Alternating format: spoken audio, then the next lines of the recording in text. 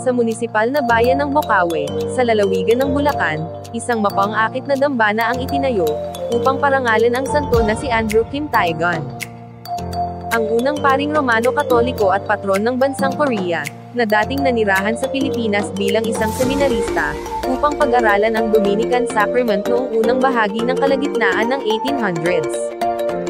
Matatagpuan sa kahabaan ng Santa Maria River sa Barangay Lolomboy, ang isang dambana na nagtataglay ng ilang mga istruktura na nagpapakita ng iba't ibang tema at inspirasyon. Kamusta mga ka-travel? Narito po tayo sa probinsya ng Bulacan, para bisitahin ang Diocesan Shrine of St. Andrew Kim Taegon. Ngunit, sino nga ba si Andrew Kim Taegon? Tara ating alamin. Pero bago ang lahat, kayo po ay aking inaanyayahan na mag-subscribe, like, at comment sa aking channel. Pindutin na din ang notification bell, para maging updated kayo sa mga bagong episodes na aking ilalabas. Tara mga ka-travel, samahan nyo ako sa aking kwento.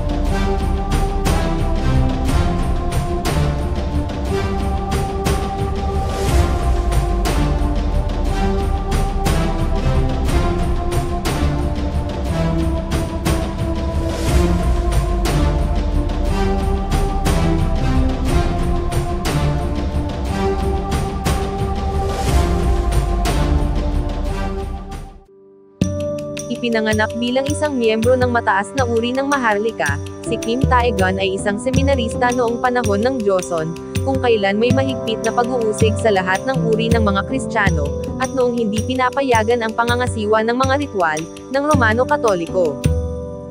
Siya ay pinaniniwalaang nanatili sa Bocaue mula 1830 hanggang 1840. Nang maglaon, ay umalis patungong Macau kung saan siya ay inordinahan bilang pari noong taong 1845. Itinadhana na maging unang paring Romano Katolikong ipinanganak sa bansang Korea, at hinimok ng kanyang matibay na pananampalataya sa Diyos. Nagtagumpay si Kim Taegon na makabalik sa Joseon, Korea, sa parehong taon kung saan pinamunuan niya ang isang grupo ng mga misyonero doon. Dahil sa kanyang pagiging pari, at dahil ang estado ng Joseon ay pangunahing nakabatay sa Confucianism, at ipinagbabawal ang ibang mga relihiyon, siya ay inaresto sa loob ng 13 buwan, pagkatapos ng kanyang ordinasyon at ikinulong sa Seoul malapit sa Han River, kung saan siya ay hinatulan bilang isang taksil sa Korea, at hinatulan ng kamatayan sa pamamagitan ng espada. Inakusahan bilang pinuno ng isang mapanirang kulto, si Kim Taegon ay pinugutan ng ulo noong ika-6 ng Setyembre taong 1846, sa edad na 26. Halos 80 taon pagkatapos ng kanyang kamatayan, siya ay binasbasan ni Pope Pius XI noong 1925. Nang maglaon, noong Mayo taong 1984, siya ay ginawang santo, kasama ang 102 iba pang martir ng Joseon, ni Pope John Paul II. Sa pagpasok sa dambana, makikita ang pagkakatulad ng disenyo sa tradisyonal na arkitektura ng bansang Korea.